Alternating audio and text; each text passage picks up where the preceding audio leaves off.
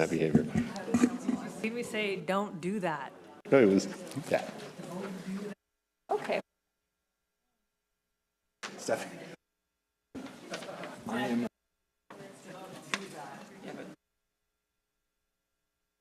Board letters. I did say that. I regret. Wasn't down.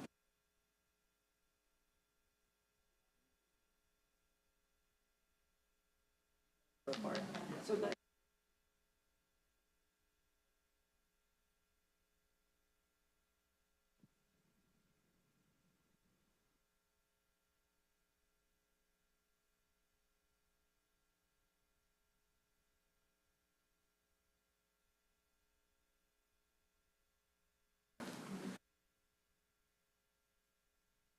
All right, good afternoon and welcome to the Madera County Recording in Groundwater progress. Sustainability Agency Committee Meeting. It is April 7th, 1:30 p.m., which means it's time for our meeting. So we're going to call it to order. And if I can ask Chief of Staff Melissa Da Silva to please lead us with the flag salute.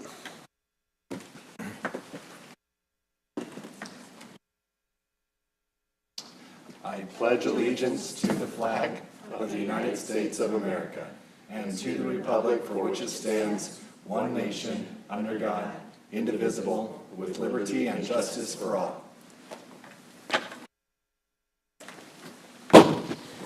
Excellent. With that, we're going to move on to public comment. This is an opportunity for the public to comment on items not on this agenda. This is also a place to suggest topics for future meetings. Comments can be 5 minutes or less. Do we have any public comment? Welcome, Mark. Green means When it's green, when the light is green. You know, I would just like to suggest a bigger topic for a meeting. And we talk about, independently, we talk about penalties. And at one point, we talked about what are we going to do with our penalty dollars. And then we also, at one point, talked about carryover credits, the ones that are not using all their water. And I suggest, by the way, there's a big echo in my ear today, more so than ever. Am I doing just way more? Okay, anyway, thank you. Yeah. And I would suggest a meeting where we try and tackle all three at once. So penalties, I believe staff is worried that the current penalty structure, and we've gone up to $400 now this year, is not going to be enough. You know, we went up to $400, our water allocation went down 1.9 inches. It will go to 500 and stop. Our water allocation will go down 1 inch a year. But I think there's a worry it's not enough. On the other hand, there are many of us, I would like to know more about how many of us have fallowed a lot of land, mostly out of fear of putting in a permanent crop. And so this whole concept of penalties and what should they be done, and what we need to do with them should happen at the same time as we talk about the dollars that are going to come in. Stephanie's going to report that for 2025 it was $1.1 million. I'm only speaking for the Madera Subbasin. But as our allocation goes down and the penalties reach $500, they're becoming substantial, and they will become substantial. And we owe it to ourselves and to everyone to have a discussion about what are we going to do with them. And and that's after we finish domestic well mitigation, which, as you know, is going to finish fairly darn quickly, in my opinion. We're going to pay for that. And so the last one are carryover credits, and staff led a discussion 3 or 4 months ago on carryover credits, and anybody that's got carryover credits went, whoa, hold on, we're saving these, not necessarily for a rainy day, but we're saving them. We're getting them because we don't quite know what to do based upon the new environment. And I suggest, and I suggested then, and this is just my opinion, but it's just opening the conversation, that we should use the penalty dollars to buy back the carryover credits, because that would be a way of getting liability off the books. It would be a way of, and I don't mean to sound bad about this, is those that are overusing water to pay those that are underusing water. So so enough of my opinions on it. I see the three of them as tying together. I'd love to see a bigger meeting on the subject. Thanks. Love that. Thank you, Mark. Appreciate your comments. Do we have any additional comments in the room or online? Hearing none, we're going to move on to new business, and we'll start off with item 4A. Item 4A, action item, approval of the Madera County Groundwater Sustainability Agency Committee meeting minutes from March 3rd, 2026. Excellent. Supervisor, do you have any questions, comments in regards to the minutes? No. Any public comment in regards to the minutes? Hearing none, I'm going to bring it back for action. So moved. And I'll second. Roll call, please. Director Wamhoff, Yes. Director McCauley, Yes, vote passes 2-0. thank you. We'll move on to item 4B. Item 4B, action item, consideration and recommendation to the Board of Directors to approve transfer of appropriations 25-098 to allocate appropriations to the refunds and reimbursements. Good afternoon, Directors. Emily Garcia, Senior Administrative Analyst.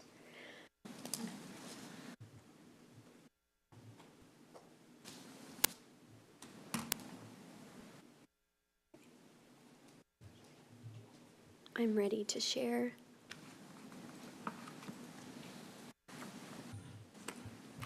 Before you today is an administrative action for the transfer of funds between accounts. It is needed to support two payment actions related to penalties for the Madera and Chowchilla subbasins. $107,665 is needed to transfer to Chowchilla Water District for penalties collected through the December 2025 tax roll. And $14,900 is needed to refund a master account due to approved surface water credits that were determined the penalty no longer applied. So this transfer of appropriation moves $122,565 from our contingency account to the refund and reimbursements account. Once that is completed, we can then complete the process of transferring that funds to both the Chowchilla Water District and to the master account. It does not increase overall budget. It's simply an administrative task that you've previously seen before. So our staff recommendation is to approve transfer of appropriation number 25098 in the amount of $125,565,000, transferring from our contingency account to the refund and reimbursements account. And I'll take any questions. Thank you, Emily. Any questions? Hearing none, we'll look to the public for any public comment. Seeing none, we'll bring it back for action. So moved. And second, can we get a roll call, please? Director Wamhoff, Yes. Director McCauley, Yes, vote passes 2-0. excellent. Let's go to item 4C. Item 4C, informational item, review Madera and Chowchilla annual report highlights. Okay, thank you, Emily. You got it up and ready already, so that's fantastic. Good afternoon again, John Davids with Davids Engineering. It's a pleasure to be before you today. Two items today, so staff has kindly sprinkled me through the agenda, so you don't have to hear from me back to back. The first discussion item is related to the annual reports for both Madera and Chowchilla. Let me see if I can get this in a different duplicate slideshow. Perfect. Okay. All right, so let's go ahead and jump into it. The agenda for discussion today, we'll do a quick SGMA overview. We'll look at three elements related to groundwater, and again, both for Madera and Chowchilla. We'll look at the groundwater contours, we'll look at groundwater level change, and then we'll look at storage change. We will spend just a minute on subsidence, and then we'll look at the surface water system budgets for both of the subbasins, and then a brief summary of the groundwater projects and management actions. So I've used this slide a few times now. When I first look at it, I think, well, why am I using it? Namely because it is a reminder of the passage of time and how long we've been at this, right? We've been at SGMA for a while now. It is also a reminder that our annual reports are due on or before April 1st of every year. In this particular case for Chowchilla and Madera, those annual reports were submitted on March 30th and March 31st rather, respectively, so a little bit ahead of March 30th, March 31st, ahead of the April 1st deadline. And then lastly, that we have periodic evaluations due every 5 years. Given the fact that we have an approved GSP in the Madera Subbasin, we went through that work in 2025, and we're waiting to hear from the Department of Water Resources, and then, of course, Chowchilla. Once we hear from the Department of Water Resources, that 5-year clock for periodic evaluations and plan amendments will start, okay? All right, so why do we have to do the annual reports? As you might imagine, California Code of Regulations require us to do so. Again, the April 1st deadline that we've talked about before. At a minimum, the annual reports must include 3 different things. A summary of the surface water system budget, summary of GSA projects and management actions, and then a summary of groundwater conditions. We're going to walk through a series of groundwater figures here over the course of the next couple slides. I think it's important to begin with that we just set the stage for what we're looking at here. On each of the next several slides, we're going to have the Madera Subbasin on the left of the screen and the Chowchilla Subbasin on the right. So just a quick tutorial, if you will, on how to read these contour maps. The higher the elevations, the higher the groundwater level. If you see in some places, like the left figure over in the eastern portion of the subbasin, you can see a very tight series of lines. That's a steep gradient, okay? And where we have lines sort of equal space, that gradient is, is consistent over space. And then you'll see on the left-hand side a bit of a trough, okay? So that's how to interpret these. So if we start in the upper aquifer first, in the Madera Subbasin, we can see that groundwater elevations, and I think I'm getting old, I gotta put my glasses on, we see that groundwater elevations are generally highest along the San Joaquin River and then move in a north-northwest direction, okay? Again, for the Madera Subbasin and the upper aquifer. If we look over into Chowchilla, we can see, again, groundwater elevation sort of high on both the eastern side and the western side, and then moving to sort of the middle, that concentric circle in the lower half of the subbasin, okay? If we move from, and again, these are spring groundwater contour elevations, so this is the indicative of what we expect to be sort of the best case scenario over the course of the water year. If we move to the lower aquifer, and again, spring 2025, again, Madera on the right, we can see those groundwater elevations. I'm going to grab my figure. They're tough for me to see. We can see those groundwater elevations moving generally from southeast to northwest, okay? And if we look at the figure on the right-hand side of the screen, the Chowchilla Subbasin lower aquifer, we can see sort of groundwater elevations are highest in the middle of the subbasin and then moving out to the east and the west respectively, all right? Let's move from the groundwater contours, if you will, over to groundwater level change.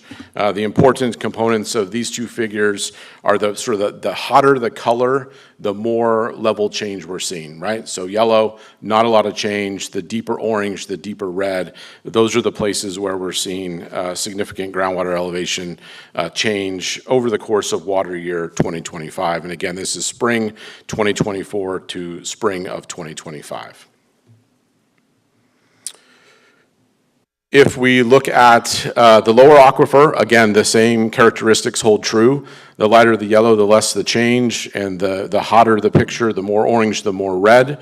You can see those hot spots both in the Madera Subbasin and perhaps more prevalently in the Chowchilla Subbasin, okay? I probably should have said at the beginning, we've been blessed by, a series of fairly wet years going into 2025. 2025 was a below normal year, right? So one sort of drier year, and we begin to see some stark changes within the subbasins. All right, here's the groundwater storage map. So we go ahead and take all of those different readings, we look at the specific yields, and we come up with what the change is in each of the aquifers for each of the subbasins. In the Madera subbasin in the upper aquifer, we're looking at about 64,000 acre feet. The negative number indicates overdraft, right? So we're pulling more water out of the subbasin than we're putting in. On the right-hand side, we're at about 41,000 acre feet for the upper aquifer in the Chowchilla subbasin.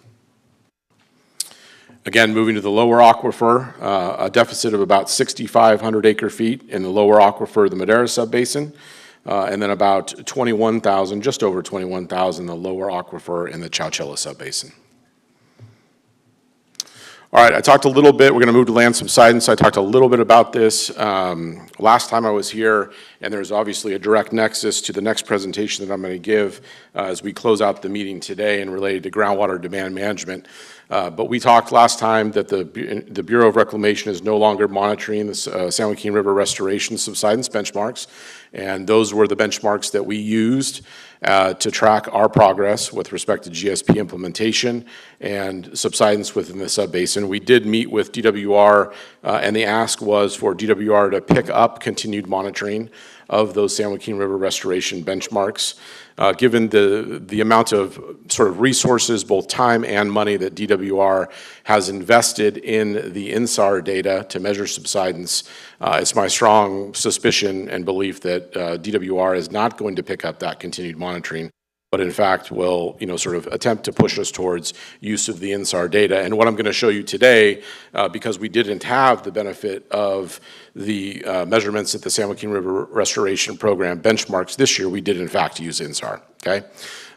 Suffice it to say, there are ongoing discussions with a host of GSAs throughout the, both in the subbasin as well as neighboring subbasins about what data set we want to use moving forward.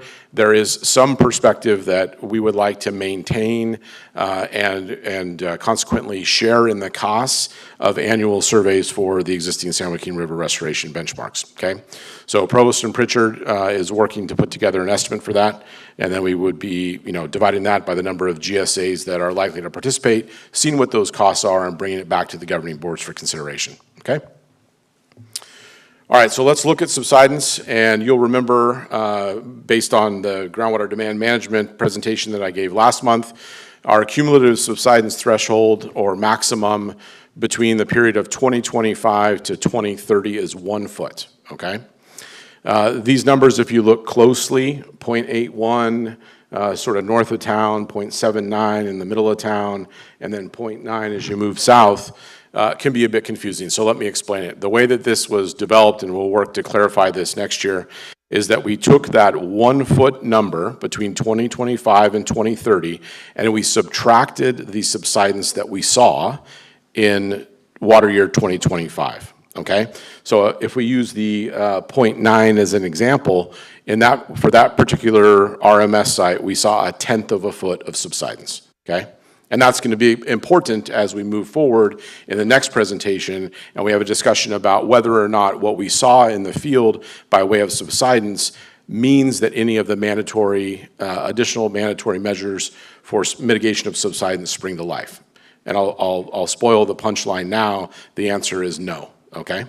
So we're in pretty good shape with respect to subsidence in the subbasin in water year 2025 as it relates to the total amount of cumulative subsidence that we had forecasted.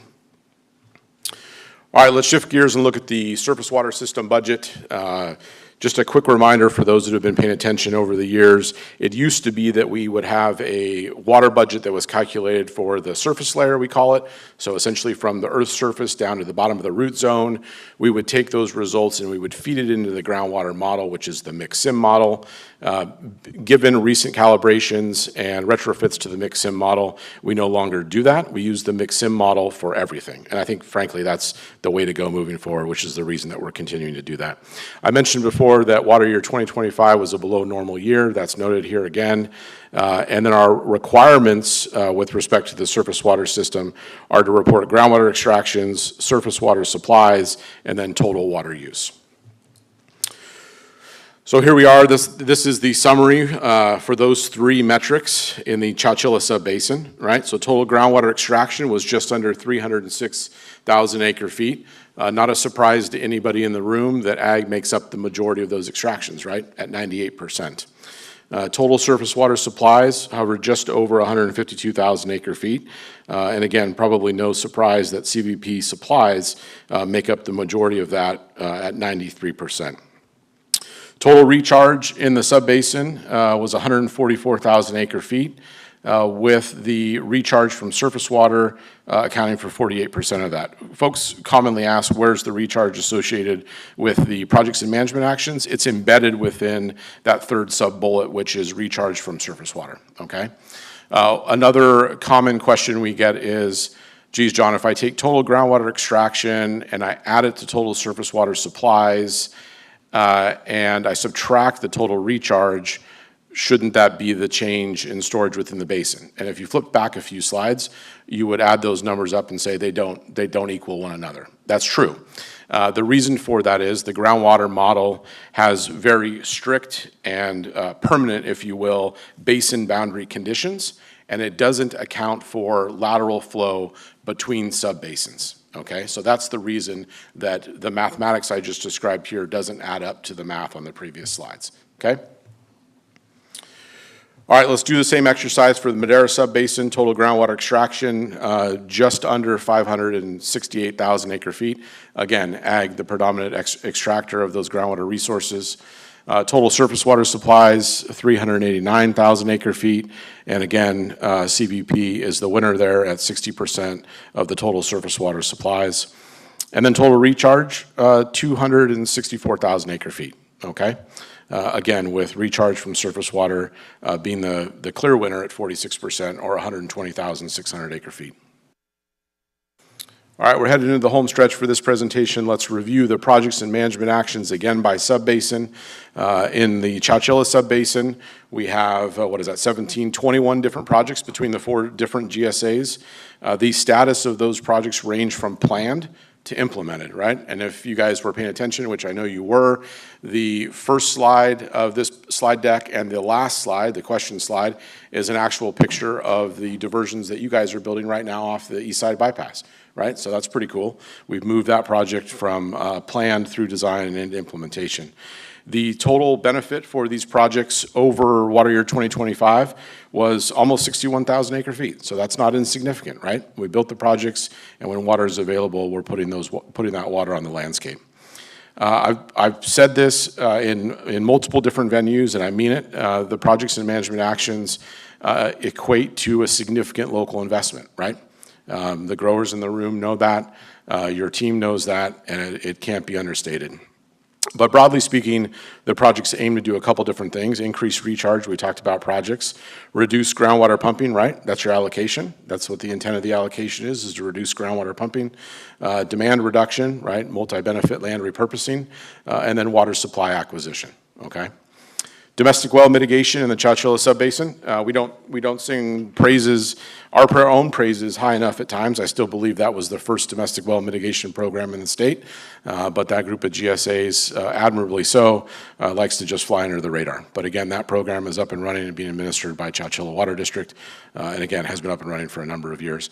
And then lastly, related to my second presentation today, we are advancing our work and our commitment to the State Water Board on groundwater demand management program and subsidence mitigation measures, okay? On the Madera side of things, there's, I'm not gonna do the math, but let's call it 35-ish projects between the 7 different GSAs. Again, those projects range in status from in progress to implemented. The total water benefit and total benefit in water year 2025, importantly in the parentheses here, the joint GSAs were the only GSAs to report that water provided in terms of a benefit for 25 equals about 26,000 acre feet. So there's more benefit there between Root Creek, Gravelly Ford, but that wasn't reported in their annual reports. maybe I should have noted at the onset too, it's worth mentioning that this is the second year where rather than support or submitting 7 individual annual reports with the guidance of Department of Water Resources, we've submitted an umbrella annual report, and then as attachments, we include each of the 4 annual reports for the different GSPs, okay? Again, the sort of a variety of projects and their anticipated or how they're driving a benefit, increased recharge, reduced groundwater pumping, as we talked about, demand reduction and water supply acquisition. And then lastly, I'll end on the domestic well mitigation programs. As a firm, David's Engineering is involved in implementation of 2 different domestic well mitigation programs, which amounts to the entirety of the GSAs for the joint GSA, okay?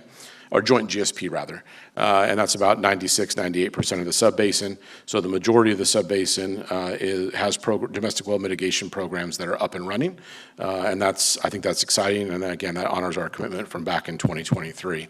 That's not to say that the other GSAs don't have programs that are up and running, but we agreed, as you'll recall, to administer those programs and implement those programs within our own GSA boundaries. Okay.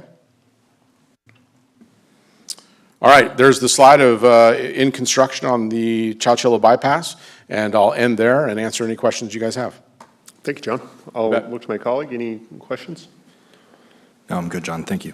You bet. Just one question for me. I just wanted to get some clarification, and I think I heard you correctly. I just wanted to make sure.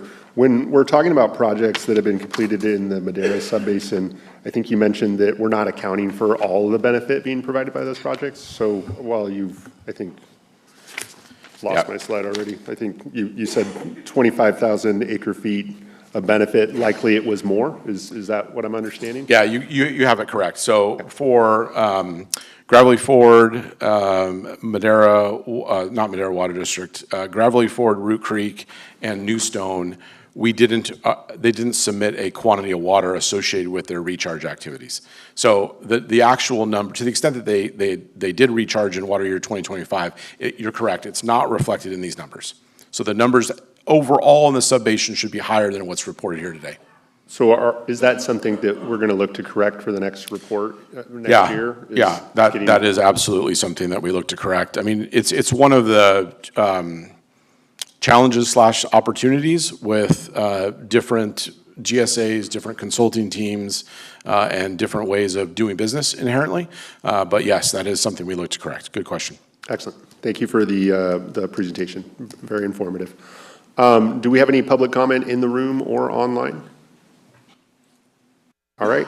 Seeing none, this is an informational item, so we're going to go ahead and move on to item 4D.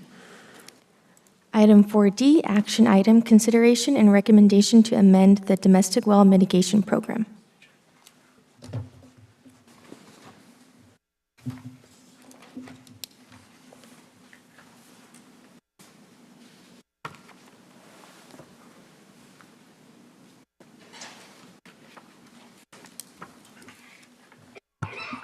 Good afternoon, Jared Weeks with the Madera County GSA.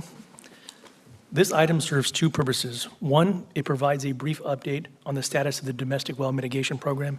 And 2, it requests your approval of program revisions that clarify authorized and unauthorized mitigation expenses. Since launching the program earlier this year, we have begun receiving and processing applications. Between January 1st and April 3rd, 2026, we received 15 inquiries through the dedicated phone line and website. Of those, 7 did not qualify. These applicants either lived outside the GSA boundaries, did not meet the minimum 1-year ownership requirement, or their well went dry prior to January 1st, 2026, and they were not on the self-help interim assistant list. 3 passed the initial screening, 5 are pending and have not yet completed the initial screening process, and 2 well assessments have been completed. However, as of 8:30 this morning, 5 more are now entering into the well assessment phase. As you can see, the program is moving from development into active implementation, with real cases now being evaluated and processed. While 15 inquiries may not seem like a large number, it is important to note that GSA staff conducted meetings with multiple community organizations and held public focus groups with Fairmead and the Madera Ranchos communities. This was during the program development phase. Broader outreach beyond the program development phase and into active program intake is only just beginning. On March 20th, a mailing was sent to approximately 90% of homes within our service area that rely on domestic wells. Each household received a postcard with a brief description of the program and information on how to learn more, including a QR code that links directly to the program website. The program website serves as a central resource for residents. It provides access to the application, program rules, and key resources. In addition, users can enter their address or APN to identify which GSA they are located in. Once identified, the website provides the appropriate GSA's contact information for well mitigation, as well as a separate contact for water quality assistance for those experiencing water quality issues rather than a lack of water. And I will go ahead and show you the website here. It may be a little bit difficult to see, but if you enter in an address such as 200 West 4th Street, you can see that it identifies this address as being in the city of Madera. It offers information for the contact information for the well mitigation program, as well as water quality. And if you go somewhere similar to, or something, say Madera Ranchos,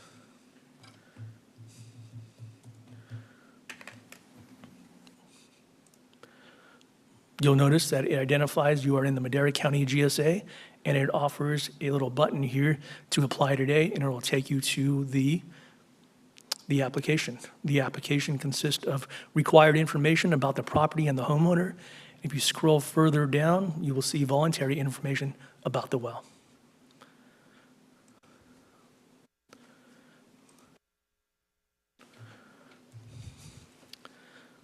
All right, moving forward.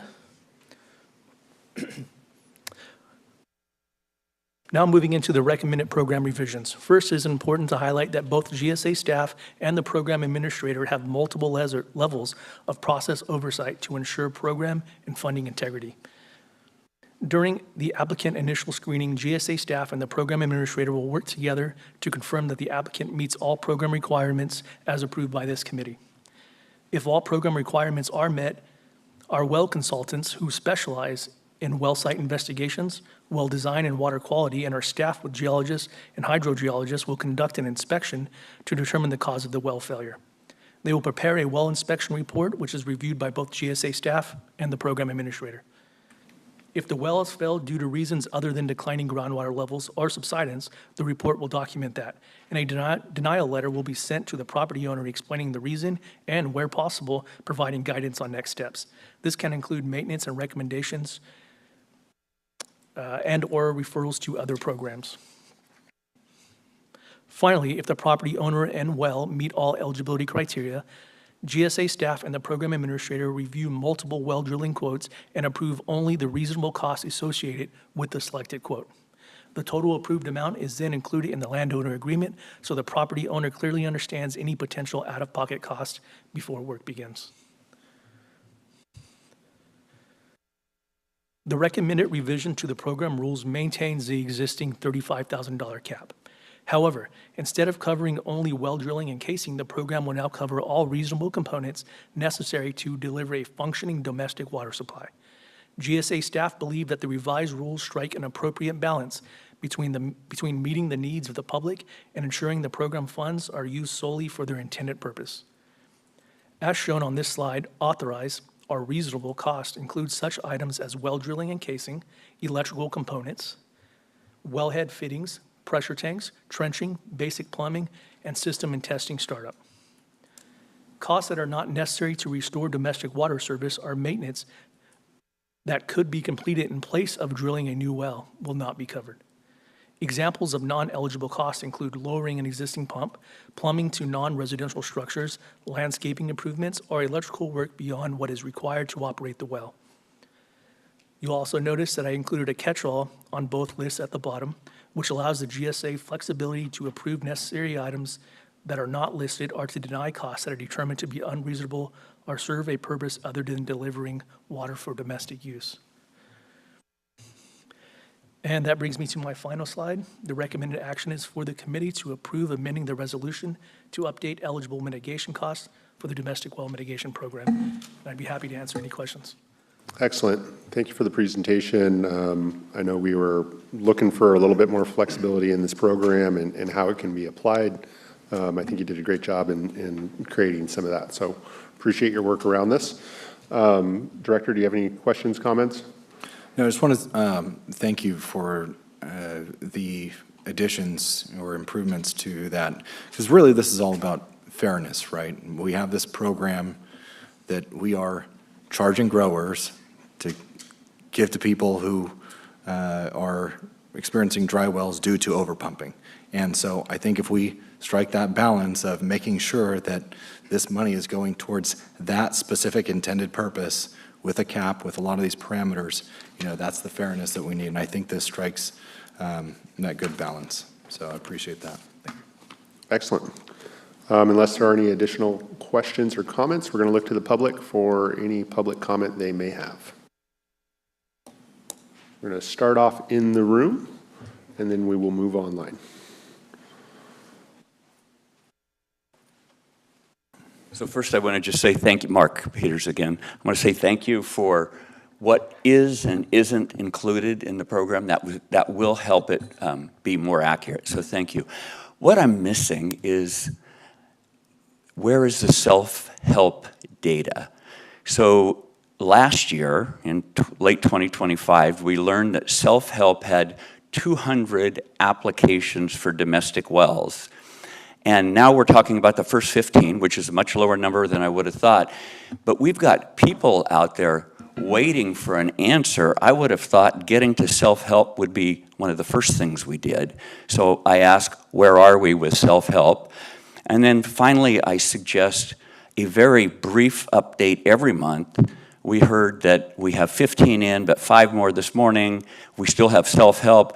We have to understand this one a lot better. So I think we just need a brief update every month. Thanks. Thank you, Mark. And then it sounds like we have comment online.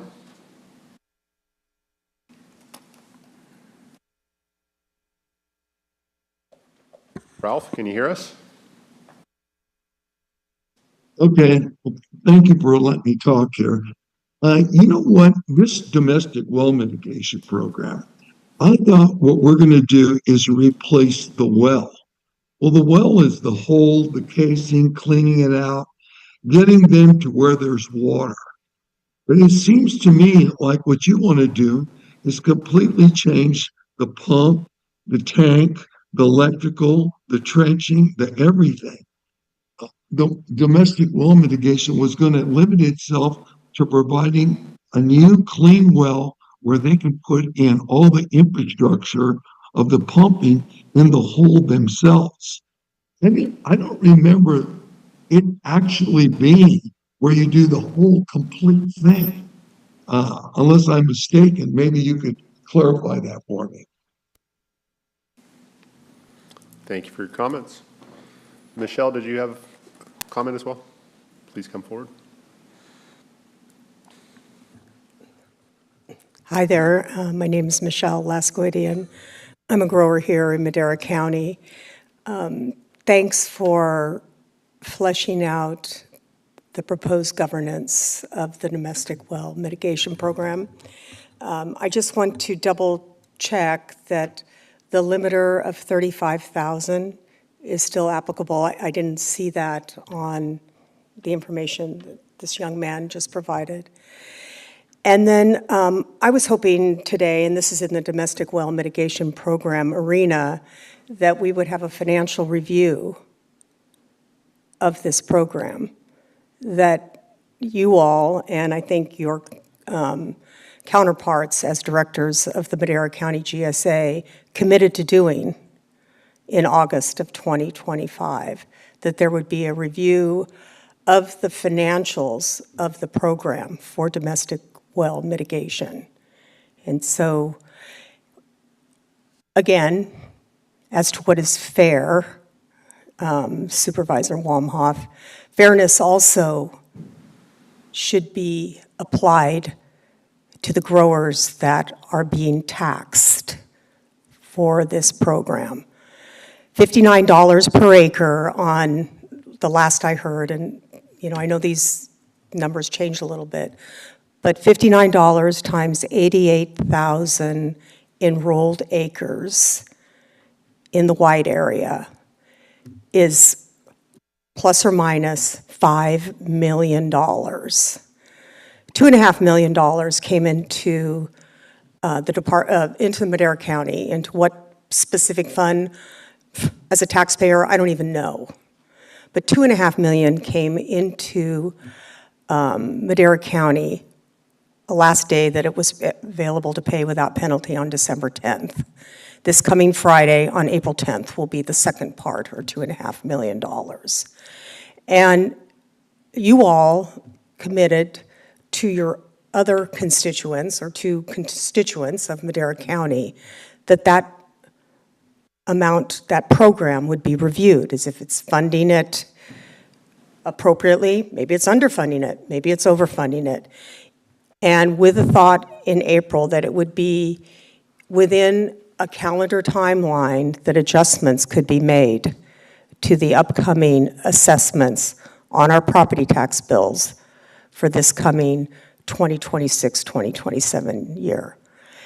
So my question to you, as well as the other three individuals as directors of the Madera County GSA, is when will that financial analysis or information be available?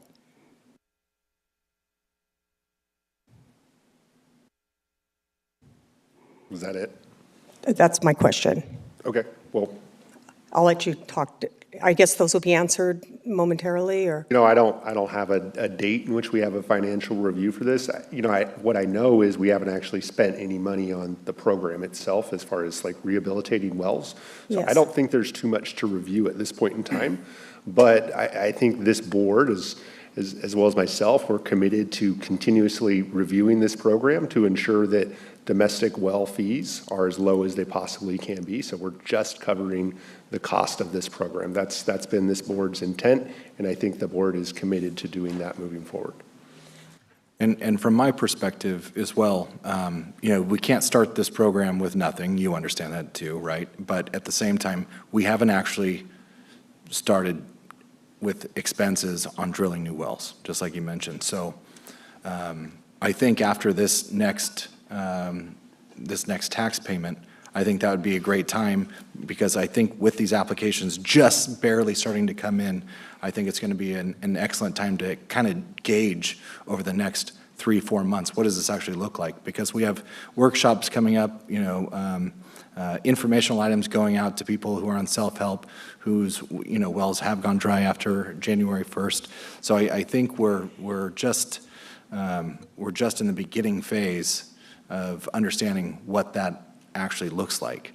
So I agree with my colleague over here is when we say that there really isn't much to review at this point,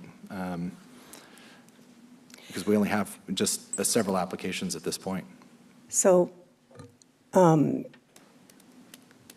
that's a disappointment, because what I heard last August was that there was going to be a review in the April timeframe of the following year, which is now, of the program. And that date is important, again, because without action on your part, the 88,000 or roughly enrolled acres will be paying another $59 per acre in 2026 and 27. And if I heard you right, Bobby, there's been it's just barely starting, understood. I think that was my point last summer. And yet there's $5 million that has been removed from a productive industry in your county. So without any action on your part, we are going to again pay $59 per acre? I think that's the plan at this point in time. Yeah, we're going to continue to move forward. Then But unfortunately, we did not perhaps do we what we said. Perhaps we can allow staff to tell us more about how they plan to provide or conduct some analysis around the domestic well program. But as I understand it, again, there hasn't been much action to the program at this point in time, so there's not really much to report. So we do hear your concerns, absolutely, and I think the board shares your concerns about, putting a fee on farmers that would be unnecessary. So I think, this board has continuously expressed that we want to work with farmers, ensuring that we're not overly burdening them, and I understand that's a subjective statement, so I'm not looking to have, a back and forth with you on the dais here. But, perhaps again, we can allow staff just to answer the question and enlighten us about how they plan to proceed. Stephanie? I'm not looking to have a back and forth either, Bobby. What I am hoping to have is a commitment fulfilled. And if we don't have all the information yet, or if the program is just starting, what is the downside to having a respite or a 1-year hiatus of the $59 per acre? If you already have $5 million with the program just beginning. That's a nice tone, ringtone. I'd be happy to chat more with you after. I would be offline. happy to get a Yeah. phone call. Thank you. We have another speaker online. Let's allow staff to answer the question first, and then we'll go to the speaker online. I just wanted to note a couple of things for the record. The staff report does include a financial analysis of cash on hand and cash spent. That is in the staff report in the packet and is going to be a recurring item moving forward. Also would like to note that the resolution that adopted the fees requires an annual revisiting of the fee, but it does not require that happen in April. As you know, wells go dry seasonally. When ag pumping increases, more wells go dry, and we do need to get into the irrigation season to see those numbers that were estimated originally, and happy to reconcile any math that comes up along the way. Thank you. Thank you, Stephanie. And we have a comment online. Thank you, Christina Beckstead. I apologize, my camera, I'm having some issues. Executive Director, Madera County Farm Bureau. I just wanted to, reinforce Ms. Lascoide's comments in that, and Stephanie just alluded to that there is an annual reconciliation to address. So even though it's not required in April, when will that happen? And two, I'd like to point out that based on the schedule that was adopted, the $59 goes up to $67 next year. So because this program is just getting underway, right? Here we are, it's April. Billing has to go out on the tax roll, which I'm assuming probably is about July 1st-ish.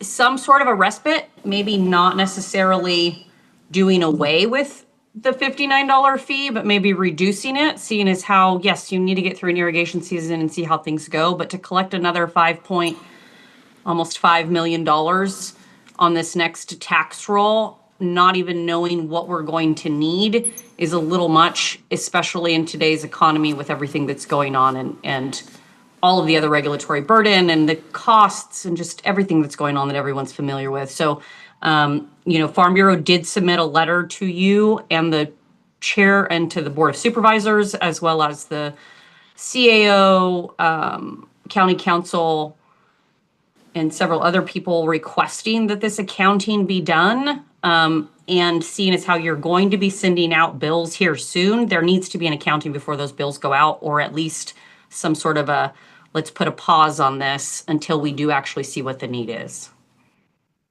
Thank you. Thank you for your comments. Looks like we have Noah Lopez with his hand up. Noah Lopez, Madera Ag Water Association. I'll just echo Christina's comments. As Stephanie pointed out, the resolution required that there be both the application of the penalty revenue, which is an item on the agenda later, but is substantial, as well as an analysis, a financial analysis done. But I think that it defeats the purpose of doing that financial analysis unless that financial analysis is done prior to the property tax billing.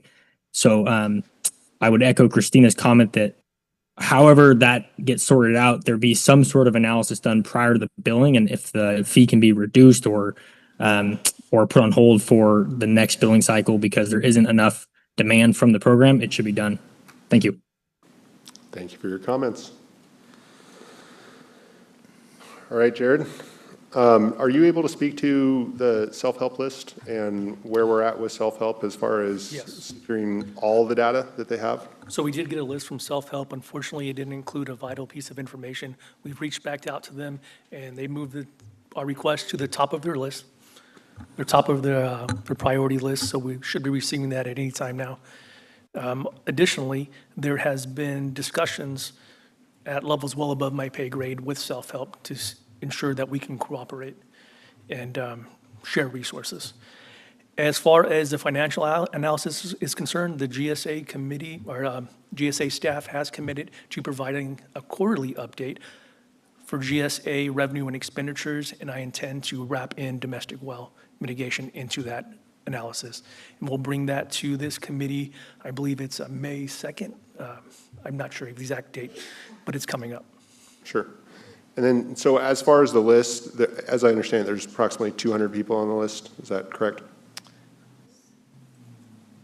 I want to say there was a lot more, but Stephanie can correct me on that. I think there's 240 individuals on the list. Oops. We are reaching out to all of them, including by phone as well. But as Jared alluded to, self-help hasn't shared the date the well went dry or the date they began temporary service. So we've also reached out to the state board, who has hopefully the same or better data. Sure. And obviously, I think why this is important because it helps us understand what our need is. So do we have an expectation on when we're going to have that information so we can really get our arms around how many eligible homes theoretically are out there? I expect to have that document at any time now. Okay. I have a question. So realistically, with the information that we have right now, applications that we have, 240 plus people on self-help, with what information we have now, how many wells do you think we can realistically pay for prior to the tax roll going out in December of this year? 2.5 million divided by 35,000. No, I'm saying in practicality, how many wells will we actually drill and reimburse for? Like, estimated number. I'm not just saying how much money we're bringing in. Right. But realistically, what is our estimated expenditures? We haven't analyzed that. We can do that and bring it back to this committee.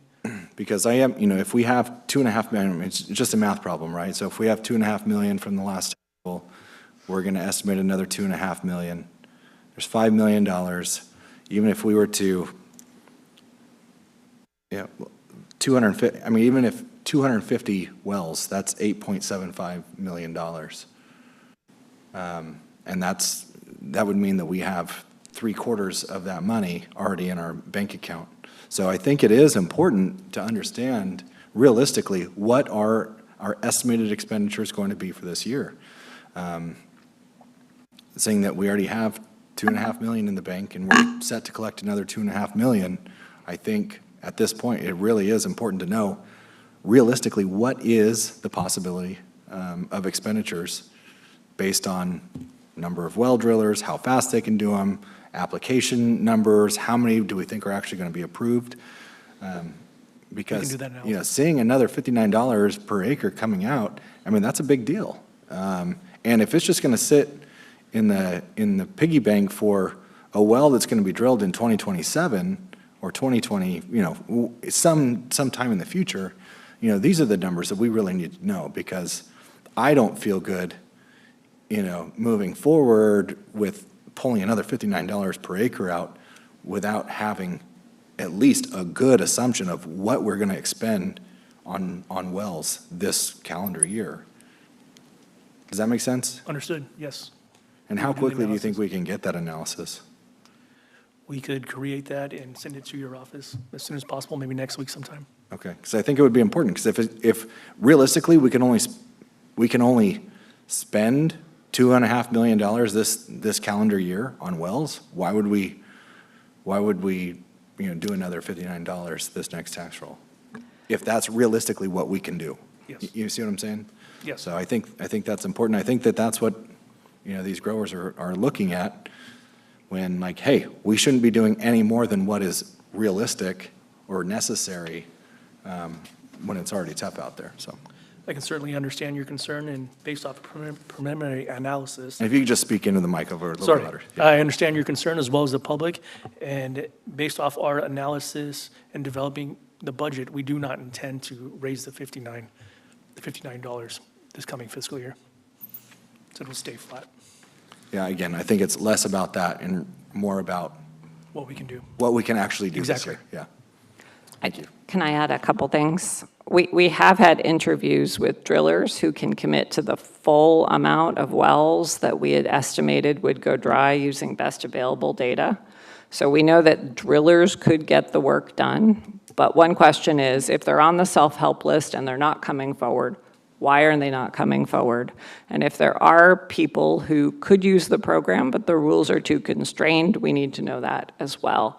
But I do want to do the analysis, Director Wamhoff, but I want to note that wells go dry according to a bell curve, right? So we're looking at that low part of the curve right now, which was ideal for starting the program and doing beta testing with the website and testing the rules in our focus group.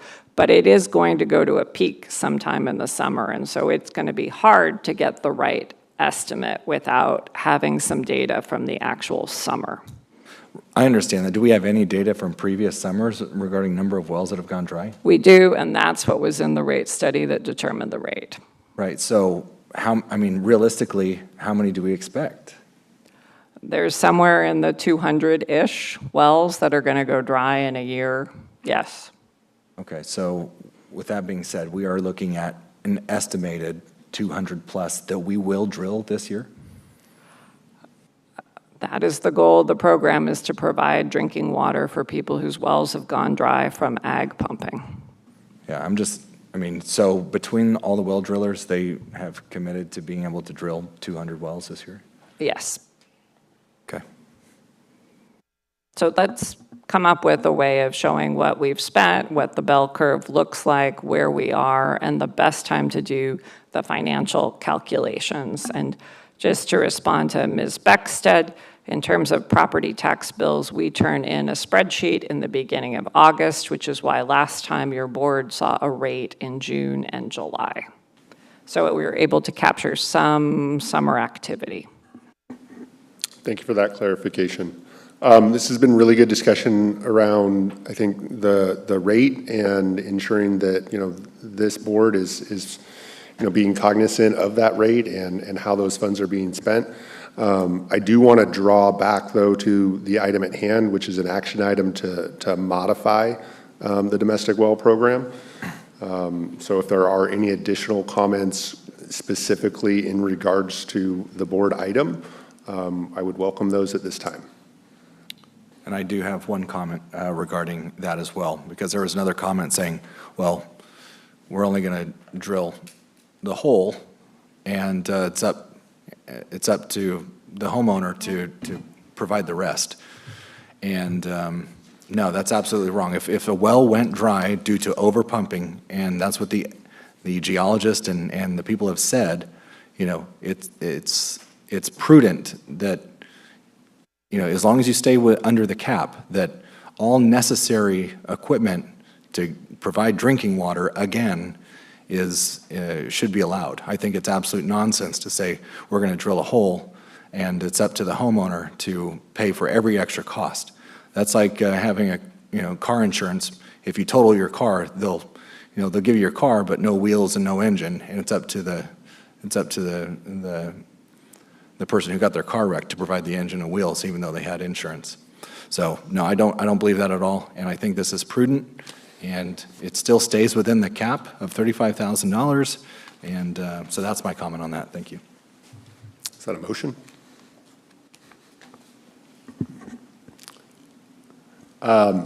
So I think at this time, we'll be bringing back to the board for action. Is that a motion?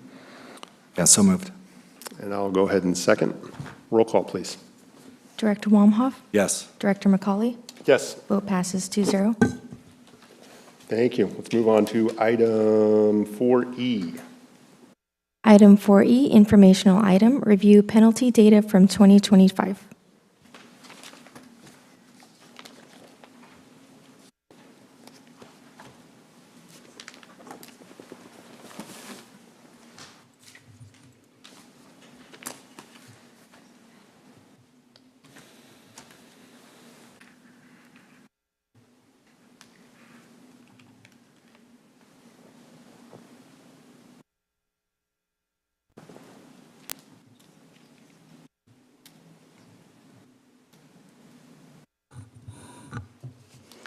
Good afternoon, Stephanie Agneson, Director of Water and Natural Resources. I have a short update here on penalty information.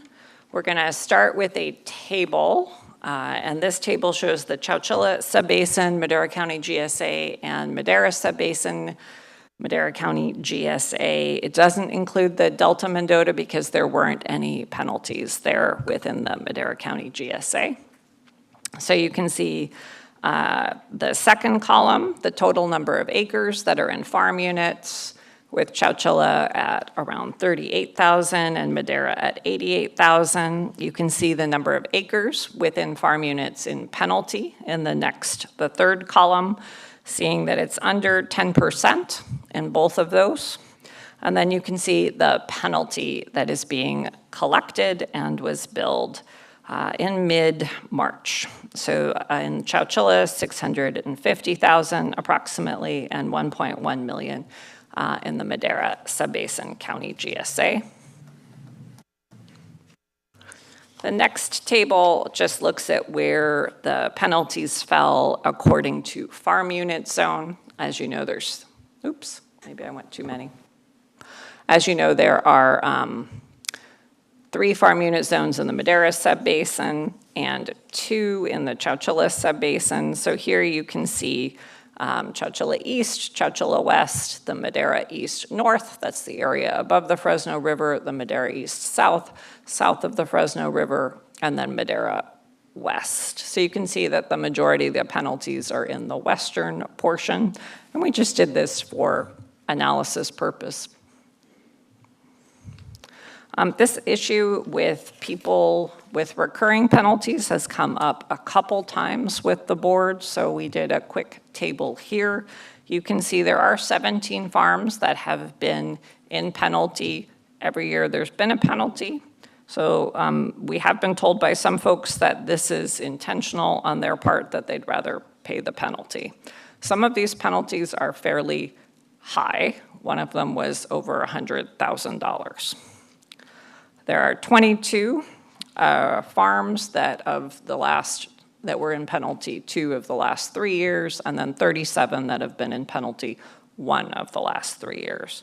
So a relatively small number of farms are kind of in a recurring penalty pattern for whatever reason. I wanted to revisit this data that we shared. The Madera Subbasin data has remained more or less the same, but one thing that happens when we send out penalty bills is people then tell us about surface water that they've purchased lawfully and provide the contracts, and we can give them credit. So this will drive down that orange bar, which is the evapotranspiration of applied groundwater. So you'll recall you saw this, I think, last month, and we were looking at blue, which is showing the combination of sustainable yield and transition water, and then orange looking at actual, what I think of as water use. And you can see the type of year along the bottom, D for dry, BN for below normal, and then W for wet. And you see a pretty clear pattern where in wet years you have much less water use as the plant water needs are met by rainfall, and then in these dry years, you have heavier groundwater reliance because there isn't any either surface water to purchase or rainfall. The Chowchilla graph is revised in a very positive way due to growers sharing some surface water. So you can see now that in 2025, the evapotranspiration of applied groundwater, what I think of as water use, that's orange, is below the allocation. So good job. We have come with a couple of policy recommendations in the past related to penalties, but we don't have one right now. We're just sharing data and happy to answer your questions. Thank you, Stephanie. Director, do you have any questions, comments? No questions, thank you. I think I just will make a quick comment in regards to, I think, Mark's initial comments in regards to penalties, dollars, and credits. And I just will say that is an ongoing conversation. I think we had a good discussion with MAWA, I want to say back in like October, November of last year, talking about just that. So I would envision that we will continue to have workshops to allow for public input in regards to that concern that has been expressed as far as carryover water and credits and all that kind of stuff. So I do expect we will continue this conversation. With that, I'll look to the public for any comments they may have.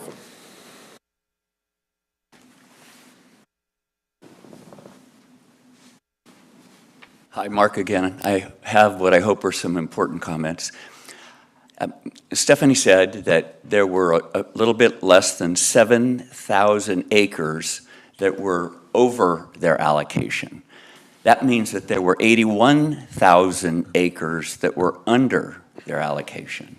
And so in looking at the graph, I think it's misleading. I don't think we should be showing a graph like that, because many of those 81,000 acres were way under allocation, and I would like to see how we are doing as a subbasin, and the Chowchilla Basin, subbasin also, when we actually take all of the under acres and the over acres and see a number that combines the two, okay? Because I don't think that graph is presenting the picture we want to talk about.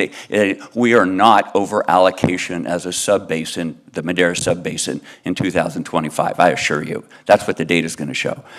Second thing, very important, is we have $1.1 million coming in. And just everyone knows that that $1.1 million will be immediately subtracted from the domestic well mitigation fee for 2026, 27. That will be immediately subtracted. I'm cool with that. Everybody needs to know that. But last year, I said penalties are a forecastable, the fact that penalties will happen are forecastable. And everybody said no, but I'm going to say it again. This current year, we're going from $300 to $400 per acre foot. We're going down from 27.1 to 25.2 inches of allocation.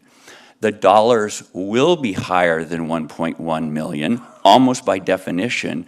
And I would encourage everyone to say, let's put that into the forecast because it will be coming in, and take that out of the tax bill also. Thank you. Thank you for your comments. Any additional public comment in the room or online? There's 2 online. Okay. Go ahead, Ralph.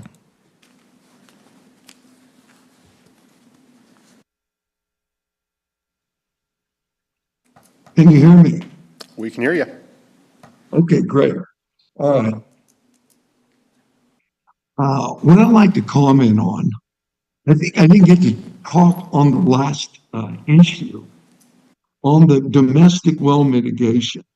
Ralph, if we can keep the comments to the current item, that would be most appreciated. Well, you're talking about the penalties? It kind of all ties together. The penalties, the domestic well mitigation, the $59 an acre, it all comes to one thing. What it comes to me is this. To me, it seems like when we were doing the domestic well mitigation, that we were going to replace the well. All right. Now, I don't know, I've drilled a lot of wells in my life. Ralph, And there's Ralph, a I'm going to diff- stop you. We need you to stick to the item at hand, please. Okay, or what are we're talking about?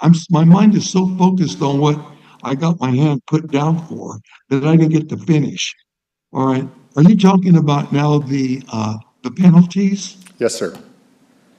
Okay. Well, the penalties are going to keep going up. And for example, the penalties are tied to overwater use. And the penalties are going to be tied to paying for some of the domestic well mitigation. Am I correct? Yes. Okay. All right. What I'm talking about is the other end of the equation, the amount of money that the penalties are going to go to pay for those projects. I think you have to analyze to do the most good. You got to drill the well and leave it to the owner to put in his own infrastructure in the well. Using Mr. Wamoff's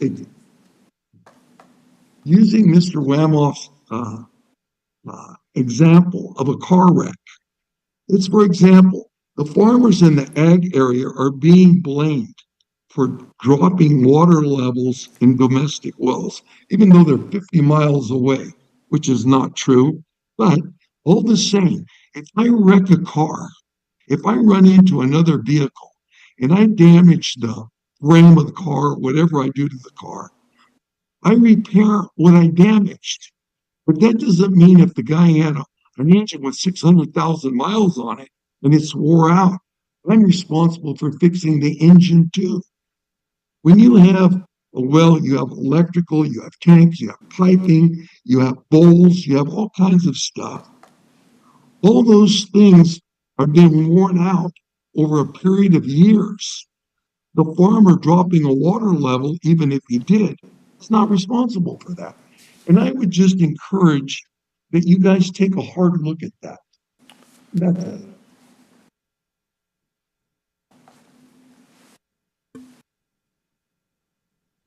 Thank you.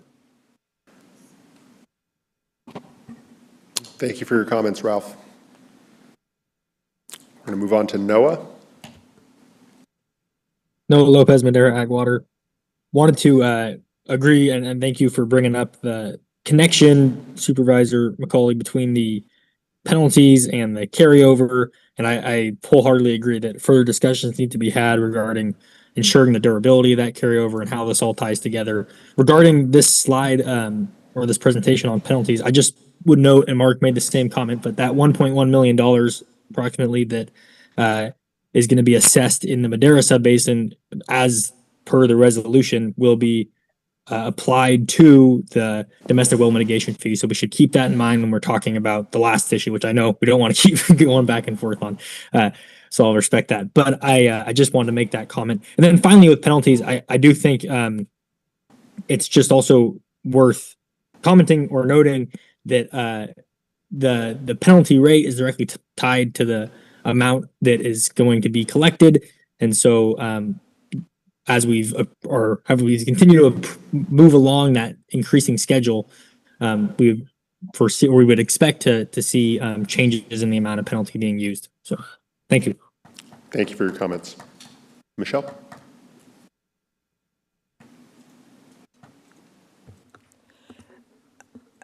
Okay, for the record, my name is Michelle Lascoidi, and I apologize for what you might view as duplicity, but in this case, I'm representing my mother, and I do want to refresh or recall our actions of last summer, that the penalties that we collect would be applied to the financial analysis for what would be an appropriate amount to charge the enrolled acres for the upcoming year for the domestic well mitigation. So just for simple math, if we've, as of next Friday, we've collected $5 million. Hey, Mary Ann. I'm sorry? Mary Ann. Can we mute Ralph, please? Oh, I'm sorry. Should I go on? Please. Just again, for simple math, if we will have collected $5 million as of April 10th, and then in addition of the $1.1 million, we would be looking at $6.1 million for a program that's getting its wheels on. Thank you very much. Thank you, Michelle. All right, unless there are any additional public comments, this is an an informational item. There's one more comment online. Perfect, we have one more. Steve, can you hear us? Yeah, Steve Page with Madera Ag Water. With some of these fees that are being collected, is there any options here to do a fallowing program in the county where we could encourage growers that maybe have older orchards that are wanting to get out and make some of that water available to others that, may be in the GSA?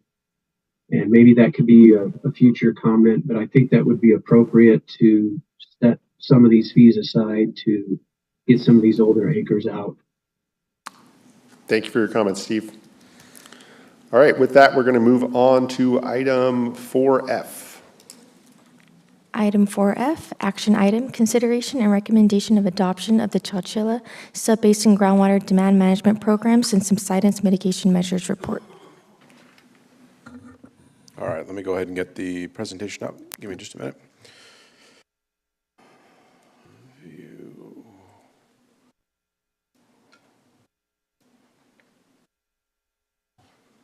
All right, we should be good to go. Okay, directors, good afternoon again. John Davids. I have the pleasure of closing today's discussion in the public sector or the private sector now, but obviously spent most of my career in the public sector.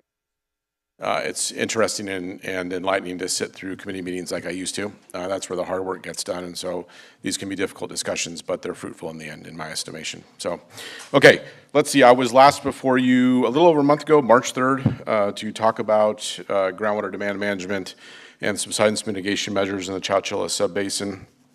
Since that time, and that was a discussion item. Today we're looking for action from the committee, and then next week we'll be looking for action from the full board. Since March 3rd, however, Chowchilla Water District has taken action to approve the program. They did so on March the 11th. Triangle T Water District did a similar action on March the 12th, also with unanimous approval. And then, again, I've described the process before both this committee and the larger GSA board. And then lastly, Merced County will look to take action on April the 21st. So we're all moving in the right direction, so to speak. And I've tried to make today's presentation a little bit different and certainly a bridge from the presentation that I gave a little over a month ago. So again, the agenda, the background, again, that's important. For us to understand the background within the context of this program. We'll look at the groundwater demand management program as it has currently been developed. I will share my takeaways. Again, those remain unchanged from when I was before you over a month ago, and then we'll look at next steps and take any questions that you or the public may have. So by way of background, again, we submitted the original Chowchilla GSP in January of 2020. That document has been revised on 3 different occasions. Most recently, the 3rd revision in January of 2025. That was a function of our lengthy discussions with the State Water Resources Control Board, and of course led to the the subbasin being sent back to DWR in June of last year. Again, I mentioned we had significant coordination with the State Water Resources Board, both at a staff level and also at an elected level. We had folks down in the basin talking about our projects and talking about the revisions that were before us at the time. So what we heard from the State Water Board over the course of those discussions is, as I said nearly a month ago, that it's great that you have all these projects and management actions, but what if those projects and management actions either don't come to fruition or don't produce the intended benefits? What are you going to do? And the State Water Board was very clear that you must have a backstop, okay? This program is precisely that backstop, okay? And our response was, recognizing where we were from a timing perspective, we didn't have the time to develop a fully, thought out and built out program. So we signed a memorandum of understanding, which obligated us to put this program together and be ready for implementation by January 1 of 2026. Okay, and we talked about those dates. That was a tight timeline. We think April 1st. Again, the GDM document is part of the annual report, and I know DWR is on the phone today. So we've completed our work and are making the rounds for governing body approval. What were the commitments? I'm not going to read the entirety of the list, but we set off to develop specific measures. Again, voluntary, not looking to recreate the wheel. There are also mandatory measures that are in existence amongst the 4 GSAs. Again, not looking to recreate the wheel. And then we thought, okay, how can we turn the dial a little bit to the extent we find ourselves in the unenviable position of subsidence going above and beyond our interim milestones. And we've termed that sort of potential new mandatory measures. But we talked about the triggers. We talked about proportionate responsibility. I think there was a question last time, and the question was, are each of the GSAs going to be responsible for implementation within their own geographic boundaries? The answer to that question is yes, and it remains yes today. We have provided a summary with respect to public outreach and engagement. And then, as I've already alluded to, how do we coordinate this with the existing programs? Again, the intent here is not to recreate the wheel. It's to work with the tools already in the tool chest. And more broadly speaking, how do we do that not only within the subbasin, but across subbasin boundaries, okay? And again, I've said it once, I'm going to say it probably 3 times today. In my estimation, this is the sole mechanism agreed to with the State Water Resources Control Board that allowed us to be sent back to the Department of Water Resources. This is a big deal. Okay, so when we hone in on the potential additional mandatory measures within the Madera GSA, we focus in on a couple different things. One, as we talked about a month ago, we could potentially adjust the transitional water to reduce groundwater extractions in focused areas, right? So the allocation is already before you all, and as a means to sort of shorten or steepen that progression, you could adjust the transitional water. You could also move, as has been successful in Triangle T Water District, and as part of your recharge policy, look to move pumping from the lower aquifer to the upper aquifer, right? That certainly doesn't come without cost to growers and impacts, but that's a knob that could be turned. And then lastly here, we could potentially require the measurement of groundwater extraction for the concentrated animal feeding operations, right? And I know Jeff's on the phone today. He and I had a discussion yesterday. You'll remember a little over a month ago, he raised the importance of a report that was drafted by Four Creeks. And in my discussion with Jeff yesterday, I understand that that report is being sort of peer reviewed, if you will, by USDA, okay? That's an important piece of information. I think there was a bit of an eye-opening moment in the discussion that I had with Jeff. We're not looking to be punitive here with respect to the CAFOs. They're an important part of the ag community, okay? We're just simply looking for parity between sort of conventional irrigated agriculture and the CAFOs, okay? That's all. Okay, this figure sort of harkens back to the presentation that I gave on the annual report side of things. Again, the takeaways here are that if you are, this is with respect to triggers, if you're in the green, nothing needs to be done, right? On an annual basis and on a cumulative basis. If you're in the red, above 1 foot, which was our cumulative max subsidence from 2025 to 2030, then we move to implementation of the potential additional mandatory measures. And then in the middle, you have a mix, right? Whether you fall in the orange or you fall in the yellow, you look at maximizing the voluntary measures or preparing to implement the additional mandatory measures. Again, the good news for this year, water year 2025, is that we fall in the green, right? Okay? And again, as has been discussed, albeit in different terms here today, I'll remind the group that the biggest driver of what happens in the basin is hydrology, right? If we end up with a series of dry or critical years, things arguably are going to look pretty bad. If we end up with a situation where we string together 3 or 4 wet years, things look pretty good, okay? How do we trigger action? We trigger action, as you'll remember, with 2 RMS wells that have exceeded the thresholds in the same year, okay? And then how do you get out of jail, so to speak? you have 2 consecutive years that are below the threshold, okay? Again, red bad, green good, water year 2025, we fall within the green, and we're in good shape as we move into water year 2026. All right, we talked about the spatial extent. The idea here is not to cast a one-size-fits-all blanket, but this is simply an example, right? So this hasn't occurred in the basin, to be clear, but the way that we would define and limit the spatial extent of the triggered action would be to draw a contour line around the 1 foot of subsidence that has been measured, and within that boundary, that is where the additional mandatory measures would take place. And then as we move ourselves out into sort of a concentric circle to the sort of the imminent line, which is the dashed line, parcels that fall between the solid line and the dashed line would prepare for action in the coming year. And again, just as a reminder, because this is a spatial analysis, any parcel that is 50% or more within those boundaries would be included, okay? So here are my takeaways. Again, I agreed to shorten the presentation, and I hope I've done that in a way that's effective. But the groundwater demand management program, subsidence mitigation measures, was required by the State Water Board, and again is the primary mechanism to avoid probationary status. I can't underscore this enough. Implementation only if conditions warrant. Again, it's not one size fits all. We recognize that that's not an appropriate way to govern and not an appropriate way to manage the resource.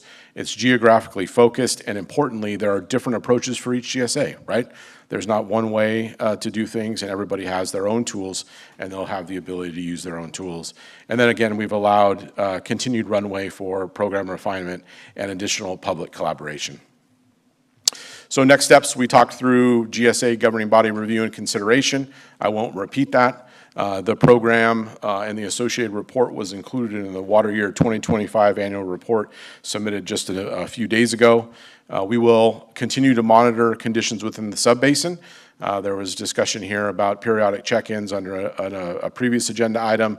That's precisely what we do with these annual reports, right? So we come back to you guys on an annual basis, and we review and we talk about the conditions within the subbasin. Adaptive management, that's a big buzzword these days. I try not to use it, but it's appropriate here. As we move through with Sigma implementation, it's a certainty that we will continue to refine things as we move forward. And then lastly, stakeholder reach, or not lastly, but second to last, stakeholder outreach, always an important component of our Sigma activities. And then lastly, implementation only if conditions within the subbasin warrant. So that's it for me. Again, looking for your approval here today, and then we'll be back before the whole GSA board a week from today. Thank you, John. Supervisor, any questions, comments? No questions. Thank you again, as always, for your very comprehensive analysis. I can only imagine this won't be the last time we hear from you on this subject. Any public comment in regards to this item at this time, online or in person? None online. Seeing none, we'll bring it back to the board for action. So moved. Second, roll call, please. Director Wamhoff? Yes. Director McCauley? Yes. Vote passes 2-0. Thank you for that. With that, we're going to move on to our director's report. Thank you. All the issues that we've been working on have been discussed within the meeting today, including penalties, fees, litigation-related matters, and groundwater demand management, particularly measures in Chowchilla. That is all I have to report. Excellent. Thank you. With that, we will call this meeting adjourned.